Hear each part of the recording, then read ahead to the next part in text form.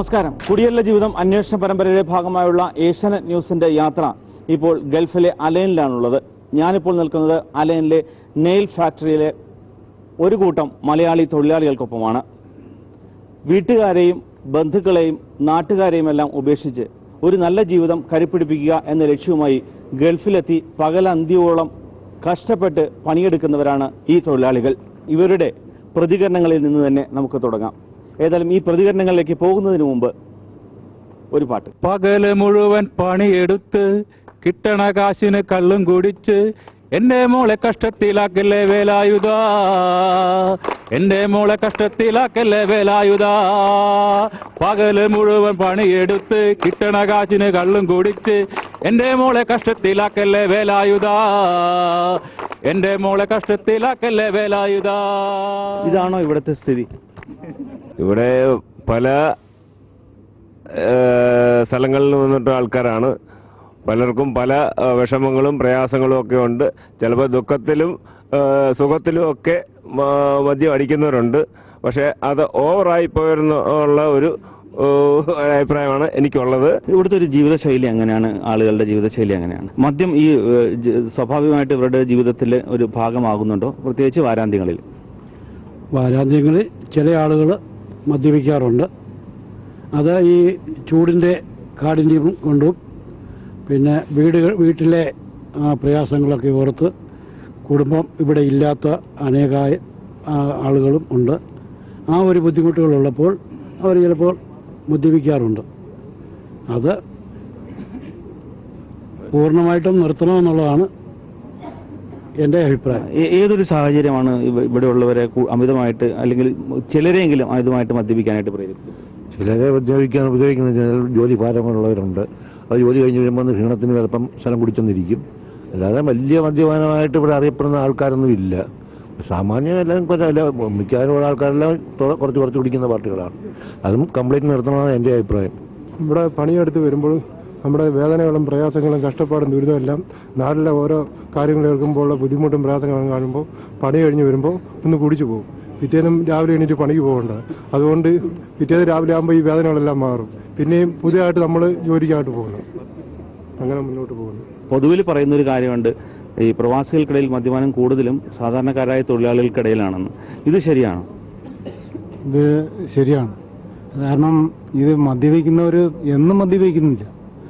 കൂടുതലും ലീവ് ദിവസം വ്യാഴാഴ്ച തുടങ്ങിയാൽ പിന്നെ വെള്ളിയാഴ്ച 2 ദിവസവും മദ്യം കാണും. അത് എല്ലാവരുമില്ല, കുറച്ച് പേര്. ആ കല്യാണം കഴിഞ്ഞവരൊന്നും കൂടുതൽ ഉപയോഗിക്കില്ല. ഇത് കൂടുതലും ചെറുപ്പക്കാർ ഇതിലാണ്. ഇവിടെ ഇപ്പോൾ ഈ ഗൾഫ് രാജ്യങ്ങളിൽ നമ്മുടെ നാട്ടിൽ നിന്ന് വ്യത്യസ്തമായിട്ട് കടുത്ത നിയന്ത്രണങ്ങളാണ് മദ്യത്തിൻ്റെ ഉപയോഗത്തിൻ്റെ കാര്യത്തിലുള്ളത്. അപ്പോൾ നിങ്ങളെ സംബന്ധിച്ചോളം മദ്യത്തിൻ്റെ അവൈലബിലിറ്റി ഒരു പ്രശ്നമാകുന്നുണ്ടോ? ഇല്ല, കടുത്ത നിയമം ഉള്ളത് കൊണ്ടാണ് ഇവിടെ ഒന്നുകൂടെ കൂടുതലായിട്ട് വരുന്നതെന്നാണ് തോന്നുന്നത്. നാട്ടിൽ എല്ലാം ഇതായിട്ട് നടത്തുകയാണെങ്കിൽ ഇത്രയും വലിയ ഇത് വരുന്നില്ല. സീരിയസ് ആയിട്ട് കുടിക്കുമ്പോഴാണ് ഒന്നുകൂടെ സ്ട്രോങ് ആയിട്ട് ആൾക്കാർ കുടിക്കുന്നത്. ഈ മദ്യത്തിൻ്റെ അവൈലബിലിറ്റി കുറയുന്നത് മദ്യപാനം കുറയാൻ സഹായകമാകുന്നുണ്ടോ, അതോ നേരെ തിരിച്ചാണോ അനുഭവങ്ങളുടെ പശ്ചാത്തലത്തിൽ? മദ്യപിക്കേണ്ടവരെന്നും മദ്യപിച്ചുകൊണ്ടേയിരിക്കും. അതിന് അവൈലബിലിറ്റി നോക്കാറില്ല. അത് വേണ്ടിയവർക്ക് എവിടെ നിന്നാലും അവർ സംഘടിപ്പിച്ച് അവർ കഴിക്കാറുണ്ട്. വേണ്ടാത്തവർക്ക് കഴിക്കാറില്ല. അത് അവർ ശ്രദ്ധിക്കാറുമില്ല.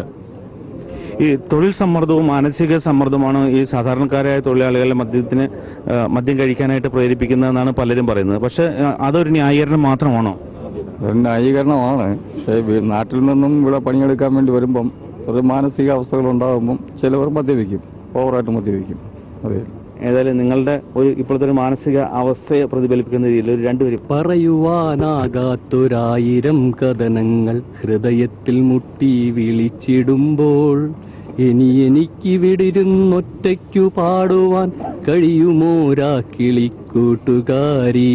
ഓക്കെ, ഇപ്പം നേരത്തെ പലരും സൂചിപ്പിച്ചു ഈ കടുത്ത മാനസിക സമ്മർദ്ദവും തൊഴിൽ സമ്മർദ്ദവുമാണ് സാധാരണക്കാരായ ആളുകളെ ഇവിടെ മദ്യം കഴിക്കാൻ പ്രേരിപ്പിക്കുന്നത് എന്ന് പറഞ്ഞു. ഒരു നല്ല ജീവിതം കരുപ്പിടിപ്പിക്കുക എന്ന ലക്ഷ്യത്തോടു കൂടി ഗൾഫിലെത്തുന്ന പലർക്കും ഈ മദ്യപാനശീലം അവരുടെ സ്വപ്നങ്ങൾ സാക്ഷാത്കരിക്കുന്നതിനൊരു തടസ്സമാകുന്നുണ്ടോ? തീർച്ചയായിട്ടും. ഒന്ന് വിശദീകരിക്കാമോ? കാരണം കൂടുതലും ഫാമിലി ആയിട്ടുള്ള വിട്ട് നിൽക്കുന്നതുകൊണ്ട് അങ്ങനെ വരുന്നുണ്ട്.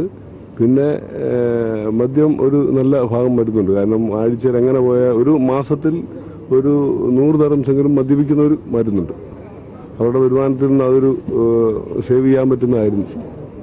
അതാണ് ഒരു നല്ല കാരണം. ഫാമിലി ആയിട്ടുള്ള അകൽച്ചയാണ് ഈ മദ്യത്തിന് കാരണം. ഒരു സാധാരണക്കാരനായ ഒരാളെ സംബന്ധിച്ചോളം മദ്യത്തിന് വേണ്ടി ഒരു മാസം എത്ര രൂപ ചെലവഴിക്കേണ്ടി വരും ഇവിടെ? അതിപ്പം അത് പറയാൻ പറ്റത്തില്ല. കാരണം മദ്യം കഴിക്കുന്നു പറഞ്ഞു കഴിഞ്ഞാൽ ഒരു പരിധി വരെ കഴിക്കുന്നുണ്ട്. കാരണം മനസ്സിൻ്റെ വിഷമവും പ്രയാസങ്ങളും ഒക്കെ കണ്ട കാരണം അത് കഴിക്കും. അതിൽ യാതൊരു മാറ്റവും. ഓക്കെ. ഈ മദ്യം നിങ്ങളുടെ ഇവിടെ മദ്യം കഴിക്കുന്നവരുടെ സംബന്ധിച്ചോളം ആ മദ്യം അവരുടെ ജീവിതത്തിൽ നിന്ന് മാറ്റി നിർത്തുകയാണെങ്കിൽ ഒരുപക്ഷെ അത്രയും തുക ഭാവി ജീവിതത്തിനായിട്ട് സേവ് ചെയ്യാൻ പറ്റില്ലായിരുന്നു. തീർച്ചയായിട്ടും സേവ് ചെയ്യാൻ പറ്റും. പക്ഷെങ്കിൽ ഇവിടെ വന്ന് രാവിലെ മുതൽ വൈകുന്നേരം വരെ പണി കഴിഞ്ഞ് ഒന്ന് റിലാക്സ് ആകാനായിട്ടും വീട്ടിലെ പ്രാരാബ്ദങ്ങളും കാര്യങ്ങളും അതെല്ലാം ടെൻഷൻ മാറാനായിട്ടും വൈകുന്നേരം 2 പേർക്ക് അടിക്കും കിടക്കും. എൻ്റെ അടുത്ത് സേവ് ചെയ്യാൻ വെച്ചാൽ ഞങ്ങൾ ആരും ഇങ്ങനെ മദ്യത്തോടെ ആസക്തിയുള്ളവരില്ല. എല്ലാവരും ആവശ്യത്തിന് വൈകുന്നേരം 2 അടിക്കും. ആഴ്ചയിലൊന്ന് അങ്ങനെയൊക്കെ ഉള്ളൂ. ഏതായാലും നാട്ടിലെ സാഹചര്യങ്ങളിൽ നിന്ന് മാറിയിട്ട് ഇവിടെ വന്നിട്ട് നല്ലൊരു ലക്ഷ്യത്തിന് വേണ്ടിയിട്ട് ഇവിടെ വന്നിട്ട് മദ്യം കൊണ്ട് മാത്രം ജീവിതം നഷ്ടപ്പെട്ടു പോയവരെ നിങ്ങൾക്കറിയാമോ?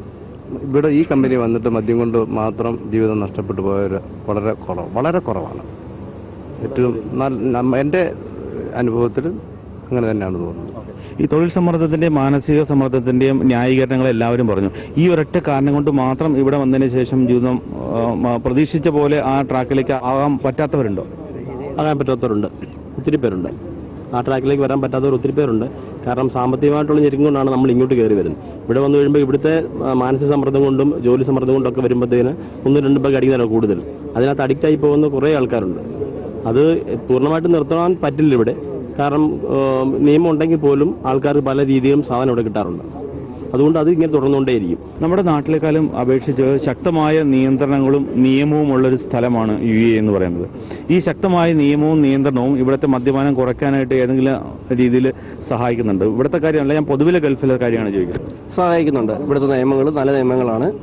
അത് കള്ളുകുടിയെ എല്ലാവരും സൂക്ഷിച്ചാണ് പാത്ത് വെച്ചൊക്കെ കള്ളു കുടിക്കാറുള്ളൂ. പബ്ലിക്കായിട്ട് കള്ളു കുടിച്ച് ടൗണിൽ പോകാറില്ല. ടൗണിൽ പോയാൽ പിഴ അടയ്ക്കേണ്ടി വരും. അങ്ങനെ പല ബുദ്ധിമുട്ടുകൾ. നമ്മൾ റൂമിൽ ഇരുന്ന് കുടിക്കുന്നതിന് കുഴപ്പങ്ങളൊന്നുമില്ല. റൂം വിട്ട് പുറത്ത് പോയി എവിടെ പോയി മദ്യപിച്ചാലും പോലീസ് കണ്ടുപിടിക്കും. അതിന് ശിക്ഷ ഉറപ്പായിട്ടും കിട്ടും, ജയിലിടും. നാട്ടിൽ പോകുന്ന ആരും ബുദ്ധിമുട്ടാവും. ഇവിടുത്തെ നിയമങ്ങൾ നല്ല നിയമമാണ്. നാട്ടിലെ നിയമങ്ങൾ എന്തും എങ്ങനെയും കാണിക്കാം കള്ളു കുടിച്ചതിന് ശേഷം. ഈ എല്ലാവരും പറഞ്ഞു നാട്ടിലെ സാഹചര്യമല്ല ഇവിടുത്തെ സാഹചര്യം ഉള്ളത്, അതുകൊണ്ട് സാഹചര്യത്തിന്റെ സമ്മർദ്ദമാണ് പലപ്പോഴും മദ്യം ഉപയോഗിക്കാനായിട്ട് പ്രേരിപ്പിക്കുകയെന്ന് പറഞ്ഞു. ഈ സാഹചര്യങ്ങൾ എന്തായാലും മാറ്റാൻ നമുക്ക് കഴിയില്ല, അല്ലേ? ഇവിടെ ജീവിക്കുമ്പോൾ എന്തായാലും ഇവിടുത്തെ സാഹചര്യങ്ങളോട് പൊരുത്തപ്പെട്ട് പോകാനേ സാധിക്കുകയുള്ളൂ. അപ്പോൾ പിന്നെ മദ്യപിക്കുന്നതിന് ഇതൊരു ന്യായീകരണമായിട്ട് പറയാൻ പറ്റുമോ? ഒരിക്കലും കഴിയില്ല. ഞാനിതുവരെ മദ്യപിച്ചിട്ടില്ല. യാതൊരുവിധ പ്രശ്നങ്ങളില്ലാതെ മുന്നോട്ട് പോകും. ഒരാൾക്ക് വിചാരിക്കുകയാണെങ്കിൽ മദ്യപിക്കാൻ മുന്നോട്ട് പോകാൻ കഴിയുമെന്ന് എൻ്റെ വിശ്വാസം. നമ്മുടെ നാട്ടിൽ നിന്ന് വ്യത്യസ്തമായിട്ട് ഗൾഫ് നാടുകളിൽ പല എമിറേറ്റ്സുകളിലും തന്നെ മദ്യപിക്കുന്നതിന് കടുത്ത നിയന്ത്രണമുണ്ട്. പ്രത്യേകിച്ച് ലൈസൻസ് ഉള്ളവർക്കാണ് മദ്യം വാങ്ങാനായിട്ട്. അത്തരത്തിലുള്ളൊരു സമ്പ്രദായം നമ്മുടെ നാട്ടിൽ നടപ്പിലാക്കേണ്ടതുണ്ട്. ഉണ്ട്, ആവശ്യമാണ്. ലൈസൻസ് നാട്ടിലും കൊടുക്കണം മദ്യപിക്കാനുള്ളത്, എന്നാലേ നാട് നന്നാവത്തുള്ളൂ. ഇവിടെ ഈ ലൈസൻസ് ഇല്ലാത്തവർക്കും എങ്ങനെ മദ്യം കിട്ടുന്നൊരു സാഹചര്യം എങ്ങനെയാണോ? ഇത് പുറത്തുനിന്ന് കിട്ടും, ബിവറേജിൽ നിന്ന് കിട്ടും. ബിവറേജിൽ പോയാൽ അവിടെ നിന്ന് കിട്ടുന്നുണ്ട് നമുക്ക്. അത് മേടിച്ച് ഞങ്ങൾ അങ്ങനെ അടിക്കാറില്ല. വല്ലപ്പോഴും വേണം, ആഴ്ചയല്ല 2 ആഴ്ച കൂടുമ്പോൾ 2 പേർക്ക് വേണം അടിക്കുക. അതേ ഉള്ളൂ, അങ്ങനെയുള്ള ഇതേ ഉള്ളൂ. നാട്ടിലെ ലൈസൻസ് എല്ലാം തോന്നുന്നു ഏർപ്പെടുത്തേണ്ടത്. ബിവറേജസിൻ്റെ എണ്ണം കുറയ്ക്കണം. ഇപ്പോൾ ആൾക്കാർക്ക് ലഭ്യത വളരെ കൂടുതലാണ്.